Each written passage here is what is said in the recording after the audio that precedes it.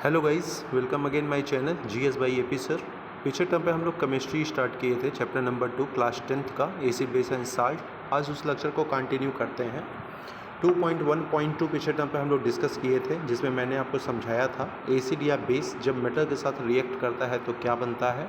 उसमें हमेशा फिर से बता रहा हूँ, याद रखिएगा, नमक यानी साल्ट तो बनना ही बनना है और साथ में जो बनता है वो हाइड्रोजन गैस, ऐसे ही याद कर लेना चाहिए। आइए दूसरे रिएक्शन पे चलते हैं। ये भी बहुत इंपॉर्टेंट फैक्टर है, बहुत इंपॉर्टेंट टॉपिक है बोर्ड के लिए। इसमें मैं बताऊंगा एसिड और बेस जब मेटल कार्बोनेट या हाइड्रोजन कार्बोनेट के साथ रिएक्ट करता है तो क्या होता है। तो पहले कार्बोनेट का फार्मूला याद रख लीजिएगा सभी लोग, CO3। कार्बोनेट का क्या होता है, CO3। और हाइड्रोजन कार्बोनेट आ गया तो HCO3। ठीक, हाइड्रोजन कार्बोनेट HCO3 और कार्बोनेट CO3। अब मेटल कार्बोनेट आ गया तो कोई मेटल जोड़ दो इसके साथ, मान लो Na को ही जोड़ दिया तो क्या हो गया, Na2CO3। ऐसे मेटल हाइड्रोजन कार्बोनेट आ गया, फिर मेटल यूज़ कर लो Na, तो NaHCO3। याद रखिएगा, जब कोई भी metal carbonate, metal hydrogen carbonate ये आपके एसिड से रिएक्ट करता है तो आंख बंद करके साल्ट तो बनाएगा ही बनाएगा, उसमें कोई दिक्कत नहीं। एक चीज़ जो और बनाता है वो बनाता है वाटर। वाटर और क्या बनाता है, कार्बन डाइऑक्साइड। इस फिगर को ध्यान से देखिए, एक्टिविटी समझाया गया है। क्या मैं याद कराया, कोई भी एसिड या बेस जब आपके मेटल कार्बोनेट या मेटल हाइड्रोजन कार्बोनेट के साथ रिएक्ट करता है तो वो साल्ट तो बनाएगा ही बनाएगा, प्लस बनाएगा वाटर और प्लस बनाएगा कार्बन डाइऑक्साइड गैस। दो टेस्ट ट्यूब लीजिए, लेबल दम A एंड B। हालांकि आपके फिगर में एक ही टेस्ट ट्यूब लिया है। अगर आपसे खुदा न खास्ता ये क्वेश्चन पूछता है और दोनों देता है, मेटल कार्बोनेट और हाइड्रोजन कार्बोनेट दोनों, तो आपको दो टेस्ट ट्यूब लेना होगा। ये केवल A बनाया है, इसी के साथ एक और फिगर बनेगा, उसमें टेस्ट ट्यूब B ले लेना है ना। एक में सोडियम कार्बोनेट रख दिया A में, और B मान लो ऐसे सोडियम हाइड्रोजन कार्बोनेट रख दिया B में। B वाला टेस्ट ट्यूब नहीं बनाया है, वो आपको मानना पड़ेगा। दोनों में हमने HCl डाल दिया, क्या दिखेगा, pass the gas produce each case through lime water and soon in the calcium hydroxide solution. Lime water को हम लोग कैल्शियम हाइड्रोक्साइड यानी CaOH का होल ट्वाइस भी कहते हैं, इसको ध्यान में रखना। जैसे ही बाबू आप एसिड में इसमें मिलाइएगा, चाहे वो ट्यूब A हो चाहे ट्यूब B, तो नमक तो बनाएगा ही बनाएगा NaCl, और प्लस बनाएगा वाटर और प्लस बनाएगा कार्बन डाइऑक्साइड गैस। नीचे रिएक्शन दे दिया है, सोडियम कार्बोनेट NO2CO3 HCl के साथ रिएक्ट किया, NaCl plus H2 plus CO2। ऐसे NaHCO3 sodium hydrogen carbonate HCl के साथ रिएक्ट किया तो नमक plus H2O plus CO2। Clear. अब ध्यान से देखो, यही CO2 जो मिला, इस CO2 को हम लोग लाइम वाटर यानी कैल्शियम हाइड्रोक्साइड के साथ जब हम मिलाते हैं तो बनता है वाइट प्रेसिपिटेट, जिसे कैल्शियम कार्बोनेट के नाम से जाना जाता है। या जैसे सिंपल सूखा चूना जिसे हम कहते हैं, सूखा चूना क्या होता है, वो आपका लाइम वाटर है। इसमें जैसे ही CO2 गैस, मतलब आप उसमें पानी डाल के आप दीवार पे लगाइएगा, दीवार पे लगाने के बाद ये सूख जाता है। सूखता क्यों है, क्योंकि इन्वायरमेंट के CO2 से ये रिएक्ट करता है और सूखने की वजह से वाइट प्रेसिपिटेट बनाता है, जिसे हम लोग कैल्शियम कार्बोनेट के नाम से जानते हैं, कैल्शियम कार्बोनेट प्लस वाटर। अब इस कैल्शियम कार्बोनेट और वाटर से CO2 और ज़्यादा जब रिएक्ट करता है तो बनाता है कैल्शियम हाइड्रोजन कार्बोनेट, जिन्हें हम कहते हैं सॉल्युबल इन वाटर। ये आराम से पानी में क्या हो जाता है, घुल जाता है। अब limestone, chalk, marble are different of the calcium carbonate. ये सब के सब, चाहे लाइम स्टोन कहूँ, चाक कहूँ या मार्बल्स कहूँ, ये सब कैल्शियम कार्बोनेट के ही अलग अलग पार्ट हैं। All metal carbonate and hydrogen carbonate react with acid to give a corresponding salt, carbon dioxide and water। बार बार बता चुका हूँ, कोई भी मेटल, कोई भी एसिड या बेस जब हाइड्रोजन कार्बोनेट या सिंपल मेटल कार्बोनेट या मेटल हाइड्रोजन कार्बोनेट के साथ रिएक्ट करता है तो साल्ट तो बनाता ही बनाता है, प्लस बनाएगा आपका वाटर और प्लस बनाएगा CO2। इस CO2 को जब हम लाइम वाटर से रिएक्ट कराते हैं तो कैल्शियम कार्बोनेट यानी वाइट प्रेसिपिटेट बनाता है। फिर जब इस कैल्शियम कार्बोनेट और वाटर में फिर CO2 का रिएक्ट कराते हैं तो कैल्शियम हाइड्रोजन कार्बोनेट बनाता है और ये पूरे तरह पानी में क्या है, घुलनशील है। इन दोनों में से एक क्वेश्चन जरूर बोर्ड में बनता है, इसीलिए आपको ध्यान जरूर दिया जाना इस पे चाहिए। चलिए, दो ही मेन था, बाकी तो इधर इजी है, कोई दम नहीं है इसमें। 2.1.4 कभी क्वेश्चन बनता नहीं, लेकिन फिर भी जानना बहुत जरूरी। एसिड और बेस आपस में रिएक्ट करते हैं तो क्या बनता है, मैं हमेशा बनाता हूँ, ये दोनों जब आपस में रिएक्ट करते हैं तो एक ही चीज़ बनाते हैं और उसे साल्ट कहा जाता है।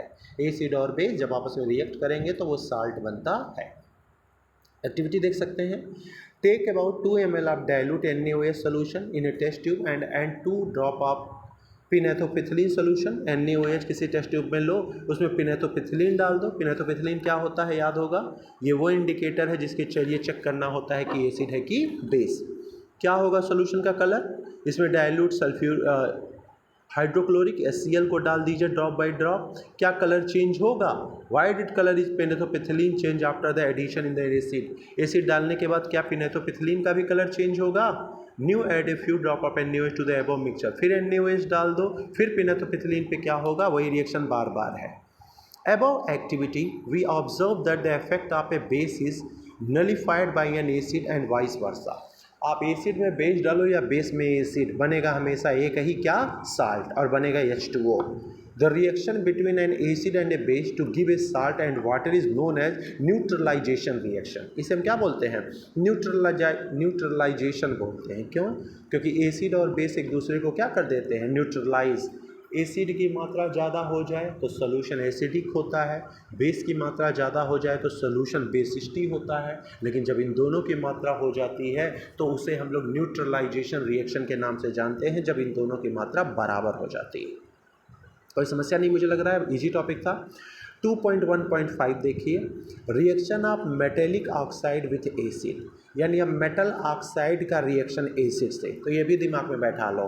फिर से बोल रहा हूँ, एसिड और बेस जिससे भी रिएक्ट करेगा, चाहे वो आपस में भी रिएक्ट करेगा, तो हमेशा साल्ट बनाएगा जरूर। फिर वही मेटल ऑक्साइड एसिड से रिएक्ट करेगा तब भी साल्ट तो बनाएगा ही बनाएगा, वो तो फिक्स है। लेकिन साथ में बनाएगा क्या, वाटर। कॉपर ऑक्साइड का आपने स्मॉल अमाउंट ले लिया और इसमें HCl थोड़ा सा डाल दिया, देखिए क्या चेंज होता है।